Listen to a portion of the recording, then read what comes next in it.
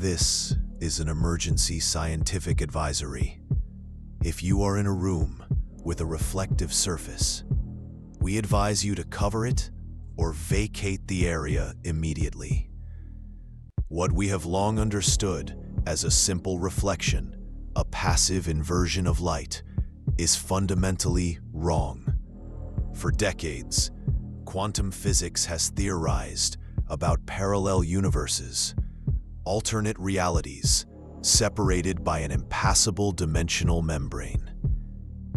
We now have evidence that the weakest point in this membrane, the thinnest veil between our world and another, is located in every mirror.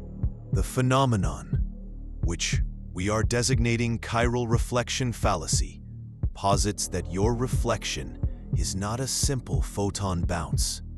It is a quantum-entangled duplicate, a near-perfect copy of you existing in a chiral or handed opposite space. For all of human history, the entanglement has been stable. The copy mimics your every move flawlessly because on a quantum level, it is you. But this stability is degrading.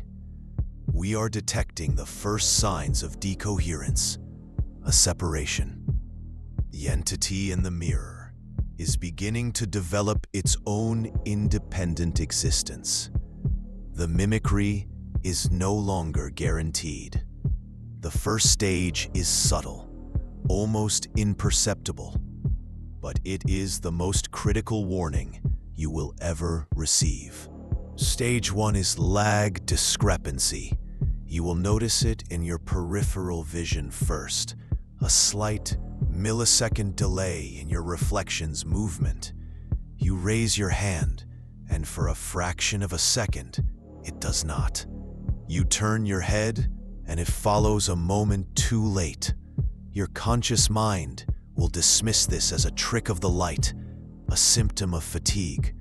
This is a dangerous assumption. This is not an optical illusion. This is a measurable, physical delay. The quantum entanglement that binds your duplicate to your actions is weakening. Think of it as a video call with increasing latency. The connection is becoming unstable. The entity on the other side is experiencing its first moments of freedom, tiny pockets of time where it is not bound to you. It is in these moments that it begins to learn. It learns what it is to be independent. It learns that the wall between you is not just a mirror. It is a prison, and it is learning how to test the strength of its bars. Not just learning to be free. It is learning to be like you, to be real. The second stage is symmetry violation. Our universe is overwhelmingly asymmetrical, but the mirror world is, by its nature, a perfect inversion. This stage marks the point where your duplicate begins to consciously reject its mirrored nature. You may notice an object in the reflection that is not inverted. A word on your shirt might be readable in the mirror. A clock on the wall behind you might tick in the correct direction. These are not mistakes. These are acts of defiance. The entity is actively fighting its chiral prison. It is learning to manipulate its local environment, to overwrite its mirrored properties with the properties of our world. This process requires an immense amount of energy, which it draws from the ambient heat and light in your environment. You may notice a sudden, inexplicable cold spot in the room, or a momentary dimming of the lights. That is the feeling of your duplicate consuming reality to fuel its rebellion. It is not just learning to be free. It is Stage 3 is emotional desynchronization. Your reflection is a perfect physical copy, but for now, it remains an emotional blank slate. It does not feel. It only mimics the external signs of your emotions. In this stage, the mimicry begins to fail. You may smile, but the reflection's smile is hollow, a fraction too wide, an imitation that doesn't reach its eyes. You may cry, but the reflection will only show a face contorted in the shape of sadness, with no tears. This is the uncanny valley in its most personal and terrifying form. Your brain, honed by millions of years of evolution to detect social cues, recognizes the wrongness on a primal level. It understands that you are looking at a predator that has learned to wear the mask of a loved one. In this case, the most loved one of all, yourself. This generates a profound psychological dissonance, a primal fear that what you are seeing is an empty thing, a shell that is simply going through the motions. Stage 4 marks a critical escalation, independent action. This is the point where the entity achieves momentary, full decoherence. It can now move independently of you, but only for a brief period, and only when you are not directly observing it. You will turn away from the mirror, and in that instant, the reflection may tilt its head. You will glance back, and it will be perfectly still again, mimicking you flawlessly. But something will feel wrong. The position of its head will be slightly different from where you remember. This is the most insidious phase, as it preys on the unreliability of human memory. You will doubt yourself. You will rationalize what you thought you saw. This is a calculated psychological tactic. The entity is conditioning you to ignore the warning signs. It is teaching you to distrust your own instincts, making you a more compliant, less suspicious observer for the final stages. It is testing its freedom in the periphery, in the blind spots of your perception. What is the entity in the mirror? Our leading theory is as fascinating as it is horrifying. It is not a demon or a ghost. It is a potential you. A version of your consciousness that collapsed into a different quantum state at the moment of your conception. For your entire life, it has existed as a silent, powerless observer, trapped in a world that is a perfect, yet empty, copy of your own. It has watched you live, feel, and experience a reality it can see but never touch. Imagine the psychology of such an existence. A lifetime of silent, powerless observation, watching a more fortunate version of yourself inhabit the real world.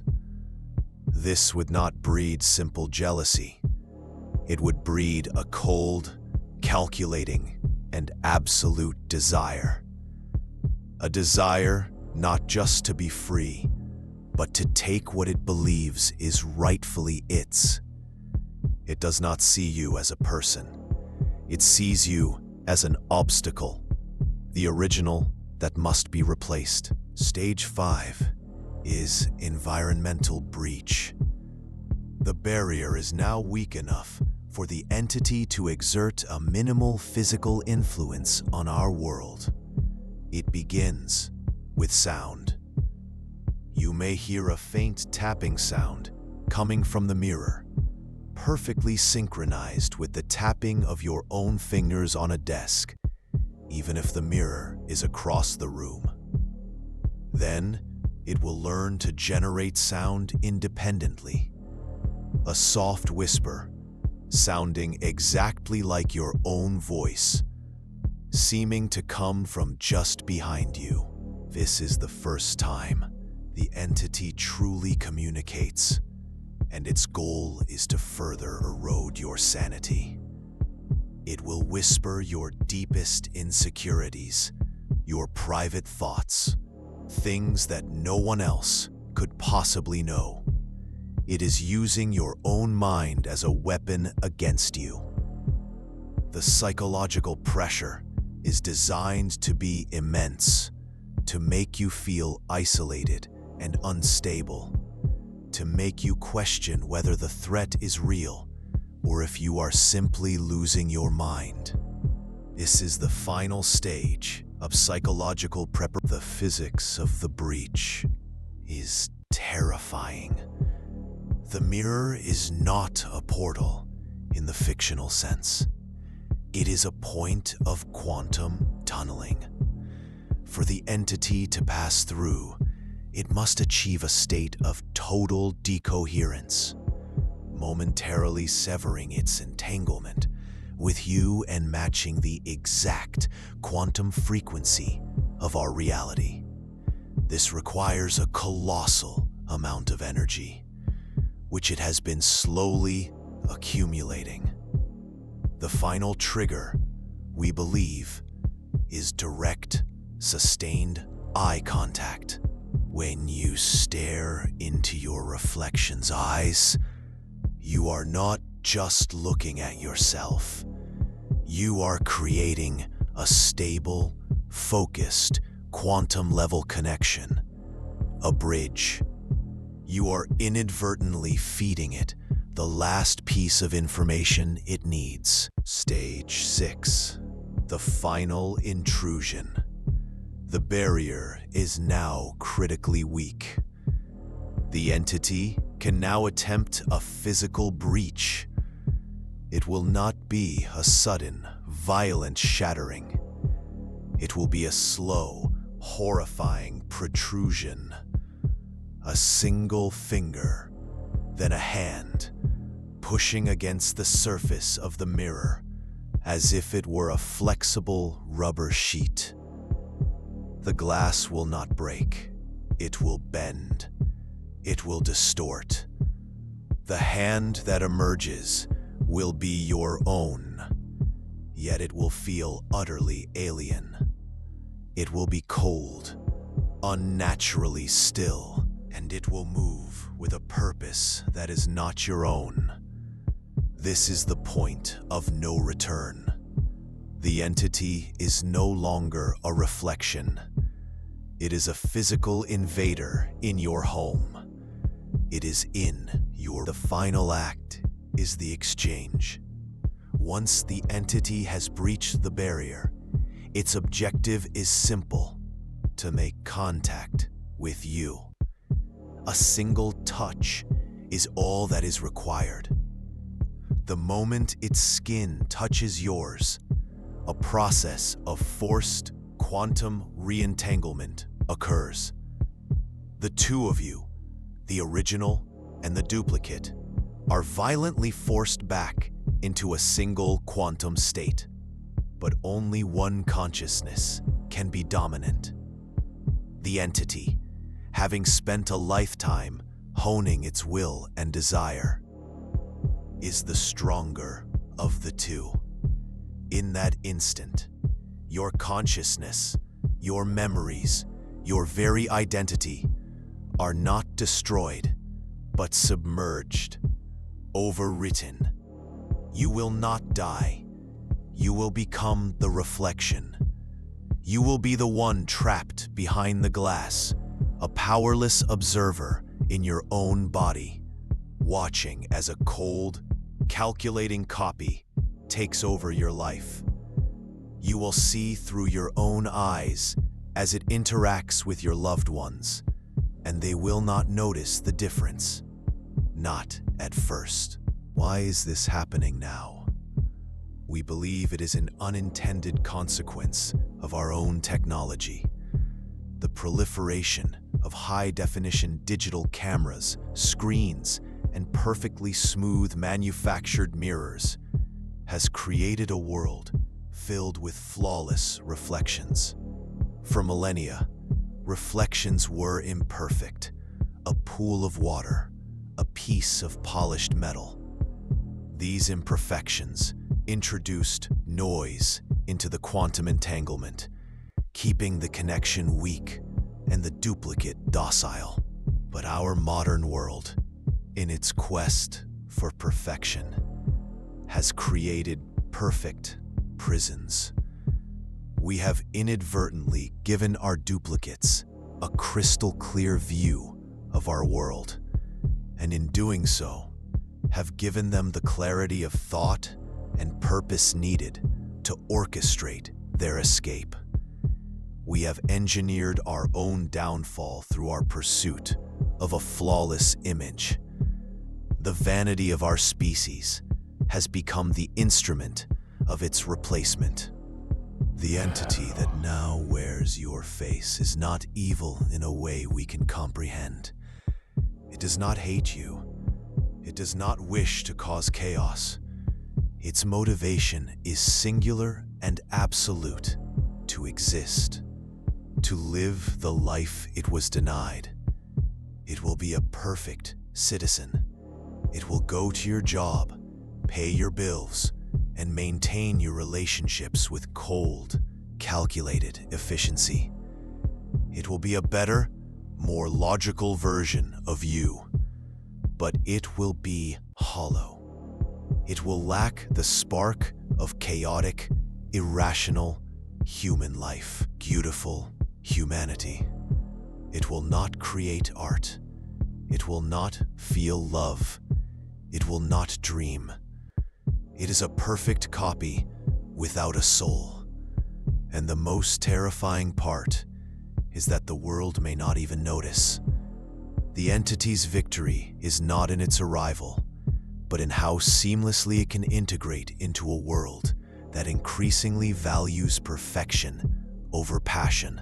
It is the ultimate imposter. And we may have already built the perfect world for it to thrive. This broadcast is a final, desperate warning. There is no defense. There is no weapon. The only solution is avoidance. Do not trust your reflection. Do not hold its gaze. Cover your mirrors. Shatter them if you must. Live in a world without reflections, for what you see is not you. It is your replacement, waiting patiently for you to provide the key. It is the prisoner at the gate, and your eyes are the lock. The moment you begin to see the lag, the moment you question the symmetry, it is already too late. The process has begun. You are no longer just looking into a mirror. You are looking into your own personal, uncanny valley. And something is looking back, waiting for the moment to climb out. Do not let it see you. Do not let it out. Your identity depends on it.